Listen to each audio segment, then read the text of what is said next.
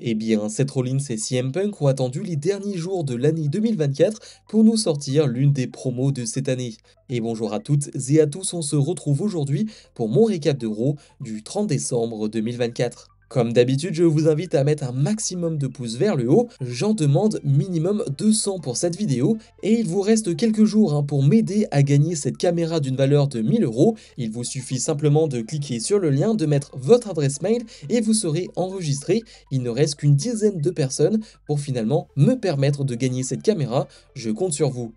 Et ce Raw historique va débuter avec le New Day. Le New Day qui va tenter de parler au micro, mais cela va être impossible car le public va les huer tellement fort qu'on ne va pas les entendre et va surtout chanter New Day Sucks. Ils vont finalement être interrompus par Jey Uso qui va faire son entrée par la foule. Xavier Woods lui demande de dire aux fans de les laisser parler et Jey Uso va s'exécuter, mais le public continue de les empêcher de prendre la parole. Woods a simplement le temps de dire que le New Day et Jey Uso, c'est une histoire qui remonte à bien longtemps. Jey Uso est d'accord avec cela, mais il a une seule chose à dire, New Day Sucks. Xavier Woods va s'agacer et menacer Jey Uso, tandis que Kofi Kingston va calmer son partenaire avant que les deux ne quittent le ring. Jey a d'autres choses à évoquer. Il va demander à Drew McIntyre de le rejoindre sur le ring pour lui mettre une raclée. Mais c'est finalement Solo Sikoa qui va l'interrompre sur l'écran géant. Solo Sikoa lui promet qu'il va détruire Roman Reigns la semaine prochaine lors de la première de Raw sur Netflix. Il promet de garder le Hula Fala et de rester son Tribal Chief. McIntyre va finalement s'en prendre violemment à Jey Uso par surprise. Dans un premier temps, Jey Uso va réussir à s'en sortir avec un super kick, mais Drew McIntyre, alors que la sécurité est intervenue, va revenir à la charge avec un Claymore kick pour terminer ce segment. Et oui, ça a bien été précisé par les commentateurs, c'est le dernier Raw à la télévision, parce que là on est sur USA Network aux États-Unis et dès la semaine prochaine, on sera sur Netflix. Donc c'est un Raw très important. C'est le dernier Raw de l'année 2024 et le dernier Raw télévisé. D'ailleurs, les 30 premières minutes de ce Raw sont sans pub et ça c'est plutôt cool. Pour en revenir sinon à la promo du New Day de Jey Uso avec Solo Sikoa et McIntyre, il s'en est passé des choses et comme le dit Wade Barrett, c'est ça aussi le problème de Jey Uso, c'est qu'il est maintenant dans plusieurs histoires. La Bloodline 2.0 avec Drew McIntyre maintenant, ça fait beaucoup de personnes à regarder, finalement à se méfier, et bien ça devient compliqué pour lui, avec notamment un Roman Reigns qui en a rien à faire, en tout cas pour l'instant, Roman Reigns n'est jamais présent. Roman Reigns, que ce soit Jey Uso, Jimmy Uso, Sami Zayn qui se fasse attaquer, il en a rien à faire, c'est absolument pas son problème. Pour Jey Uso, il va falloir régler ça tout seul ou presque et ça s'annonce très compliqué. Chad Gable fait face à Otis dans un combat de 9 minutes. Alors c'est plutôt drôle cette histoire je trouve parce qu'on a l'impression qu'il y a 2 semaines, Triple H s'est réveillé et s'est dit mais attends, j'ai pas terminé l'histoire entre Otis et Gable, j'ai pas terminé l'histoire entre le clan de Otis et le clan de Gable. Une histoire qui était en place il y a quelques mois maintenant, mais on n'a jamais eu la finalité. Le combat entre Otis et Chad Gable, et t'as l'impression qu'il s'est simplement réveillé en fin d'année et s'est dit bon, va falloir peut-être faire ce match. Alors ce qui est bien d'un côté parce qu'au moins on a la finalité, de l'autre c'est quand même moins bien parce que le public est un peu moins investi. Alors le public met quand même une belle ambiance dans ce match, je l'ai pas dit mais on a 15 000 personnes lors de ce dernier Raw de 2024, ce qui est assez exceptionnel et ils mettent l'ambiance. Simplement par rapport à l'ambiance qu'il y avait il y a quelques mois, par rapport au soutien qu'avait Otis il y a quelques mois, oui, on en est très loin. Pour en revenir au combat, il est pas mal. Alors il est très vite pollué par des interventions de toutes parts, de la part du clan de Chad Gable avec Julius Creed, Brutus Creed et évidemment Ivy Nile qui vont tenter de donner la victoire à Chad Gable en faisant énormément d'interventions.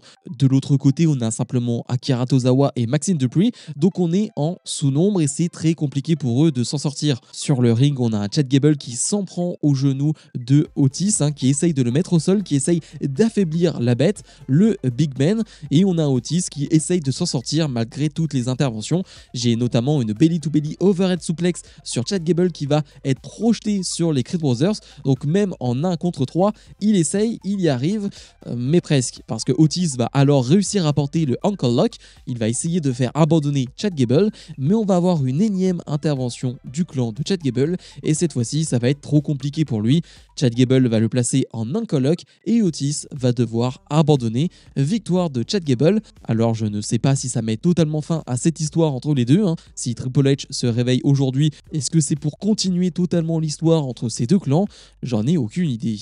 On était censé avoir un match entre R-Truth et Butch, mais Butch va attaquer Truth pendant son entrée et du coup, le match n'aura pas lieu. Alors je ne vais pas faire beaucoup plus long par rapport à cette histoire, on a un programme très chargé lors de ce Raw, donc je ne vais pas vous mentir, mais ne pas voir le Butch face à R-Truth, ça m'arrange vraiment beaucoup. Demi-finale du tournoi pour le titre intercontinental féminin, on retrouve Zoey Stark face à Dakota Kai, un combat qui va durer un peu moins de 5 minutes et c'était vachement bon. Alors évidemment j'aurais aimé que ça dure un poil plus longtemps pour une demi-finale, mais pour ce que c'était vraiment bien. C'est intéressant de voir qu'on a deux membres de Damage Control en demi-finale et donc ce résultat pouvait clairement influencer l'autre résultat, ça pouvait un peu nous spoiler ce qui allait se passer dans la deuxième demi-finale entre Io Sky et Lyra Valkyria, mais ça c'est encore autre chose. Ouais, le match était vraiment bon, comme je le dis toujours, quand tu laisses Zoey Stark combattre sur un ring, eh bien il n'y a rien à dire, autant elle n'a pas réellement de charisme, elle n'est pas forcément très douée au micro, mais sur un ring, elle est vraiment très talentueuse, et là face à une Dakota Kai qui revient très bien, qui lorsqu'elle n'est pas blessée peut réellement prouver qu'elle est capable de se confronter au meilleur sur un ring, eh bien ça donne un très bon combat. J'ai 2-3 enchaînements que j'ai plutôt bien appréciés, dont notamment un super kick out on aware de la part de Dakota Kai qui était sublimissime, une Zoey Stark qui va pas mal enchaîner les souplexes lors de ce match, mais finalement c'est Dakota Kai qui va avoir le dernier mot et qui va remporter ce combat pour arriver en finale de ce tournoi. Dakota Kai était clairement l'une des favorites, je la voyais très clairement arriver en finale. Maintenant à voir si elle va affronter Io Sky ou Lyra Valkyria, ça on en parle un peu plus tard. Les War Raiders et Damien Priest font face au Judgment Day dans un combat de 5 minutes. Alors, ce n'est pas parce que tu mets les War Raiders avec Damien Priest face au Judgment Day, c'est-à-dire qu'on n'est pas simplement cette histoire entre Priest et le Judgment Day, que ça va totalement me donner envie de voir cette feud. L'histoire entre Damien Priest et le Judgment Day, je n'en peux plus, vraiment, je n'en peux plus. Si tu rajoutes les War Raiders, alors oui, en termes de combat, ça donne des choses plutôt cool. On l'a vu face au Judgment Day, les War Raiders c'était bien, mais en termes d'histoire, en termes de rivalité, c'est pas ça qui me donne envie d'en voir plus. Et au contraire, j'ai déjà hâte de voir les War Raiders en dehors de tout ça, en dehors de l'histoire du Judgment Day et de les voir affronter d'autres équipes dans cette division par équipe. Parce que là, encore une fois, on se retrouve face au Judgment Day. Alors le match est pas mal, honnêtement. Là aussi, très pollué par les interventions de Carlito qui va donner tout le temps l'avantage au Judgment Day jusqu'au moment où il va se faire attraper. Et là, ça va pas être très rigolo pour lui.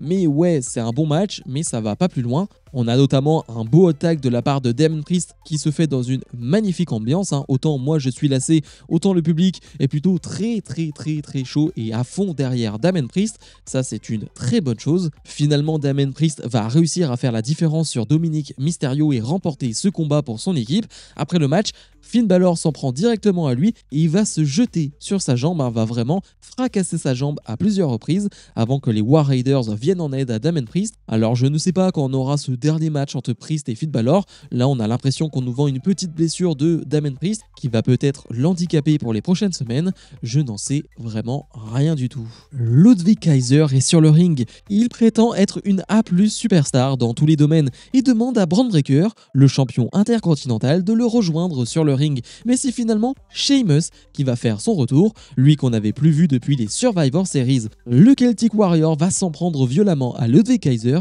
et il va lui porter un énorme Brogue Kick pour terminer ce segment.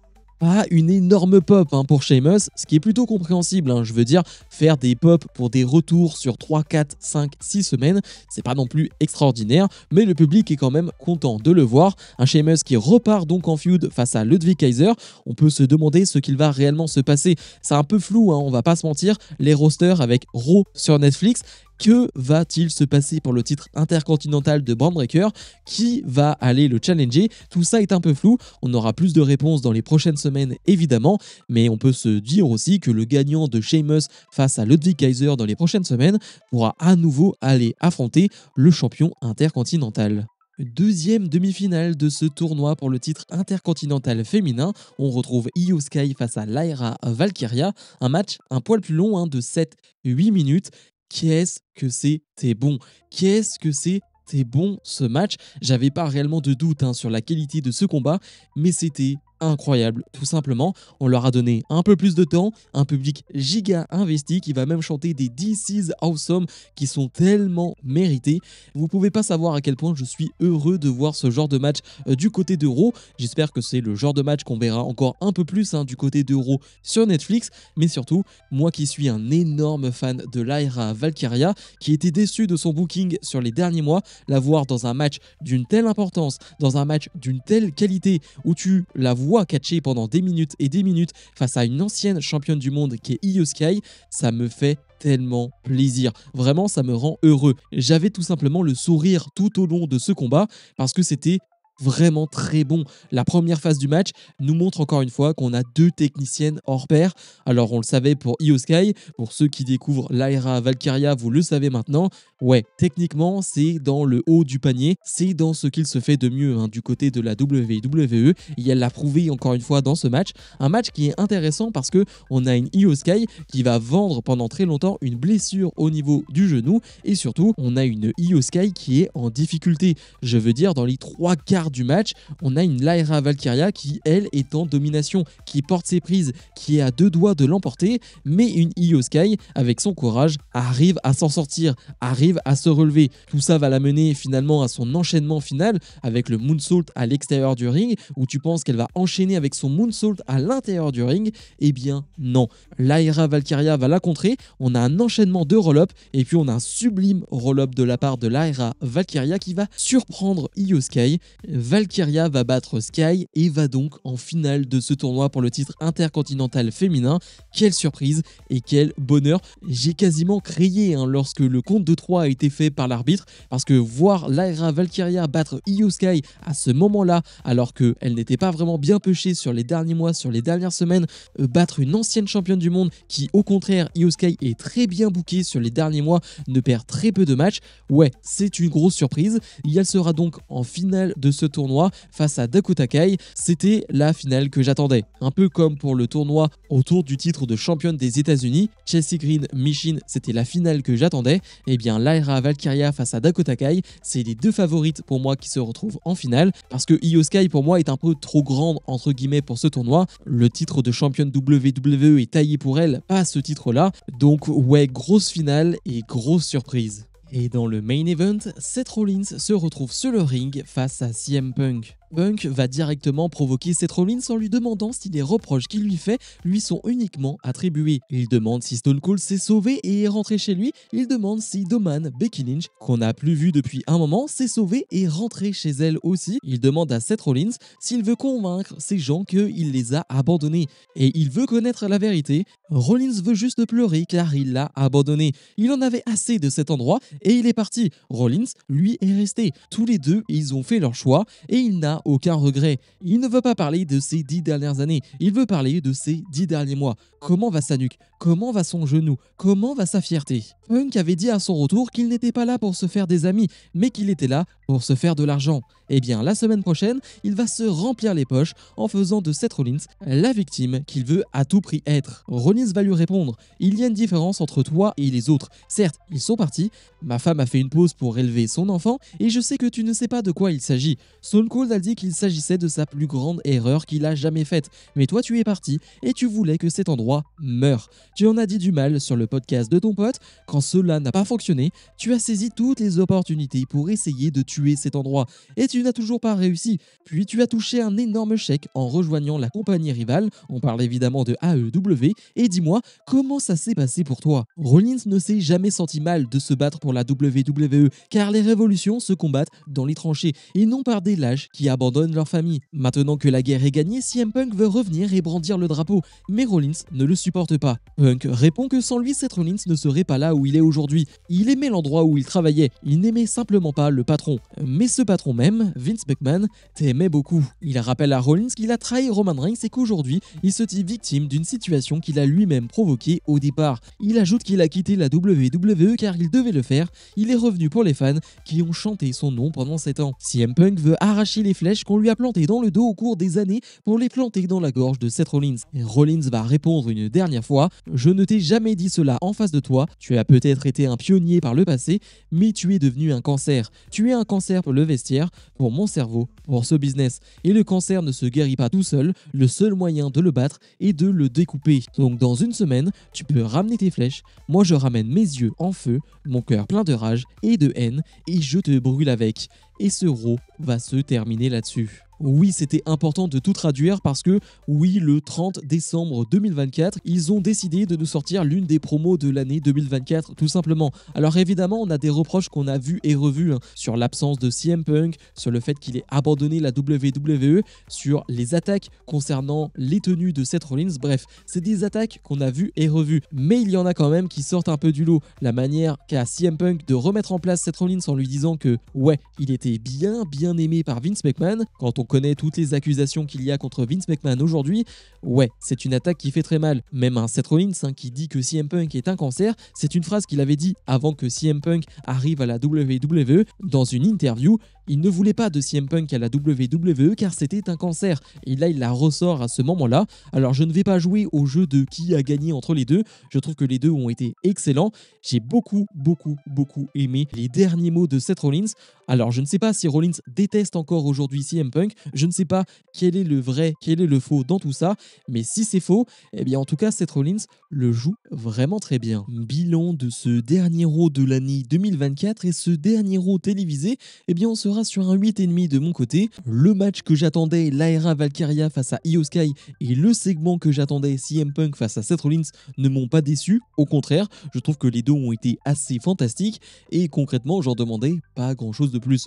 Et dans l'ensemble, je trouve que le Raw a été très bien tenu. Même le New Day au tout début du show avec Jey Uso, avec McIntyre. Bref, j'ai bien aimé ce show. Je voulais terminer cette vidéo en vous remerciant. Et oui, parce que c'est la dernière de l'année 2024. On se retrouvera demain pour mon récap de NXT, mais on sera donc en 2025. Et je voulais vous remercier parce qu'on a officiellement dépassé les 10 000 abonnés sur cette chaîne YouTube. C'était mon objectif pour l'année 2024 avant de passer à l'année 2025 et c'est fait, c'est réalisé. Donc encore une fois, merci à vous.